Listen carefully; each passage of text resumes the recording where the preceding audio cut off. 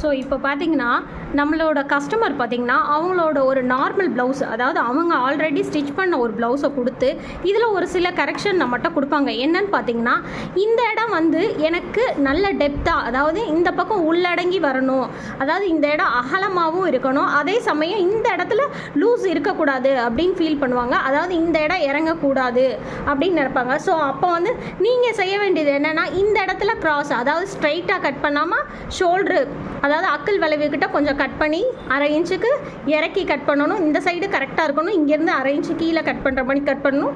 உள்வளைவு இந்த பக்கமும் ஒரே இடத்துல இருக்கிற மாதிரி இருக்கணும். இந்த இடத்துல ஒரு 1/2 இன்ச்சு உள்ளே வரணும். ஸோ இந்த அகலம் இதில் இருக்கிற மாதிரியே ஸ்கேலில் வச்சு கரெக்டாக டாட் வச்சு கட் பண்ணணும். ஸோ ஸ்டிச் பண்ணும்போது இந்த லென்த்து உயரம் எவ்வளவோ, அதாவது இந்த அகலம் எவ்வளவோ அதையே கரெக்டாக மார்க் பண்ணி இந்த கரெக்ஷன்லாம் நீங்கள் பண்ணி ஸ்டிச் பண்ணிங்கன்னா அவங்க கேட்குறது உங்களுக்கு கரெக்டாக வரும். ட்ரை பண்ணி பாருங்கள்.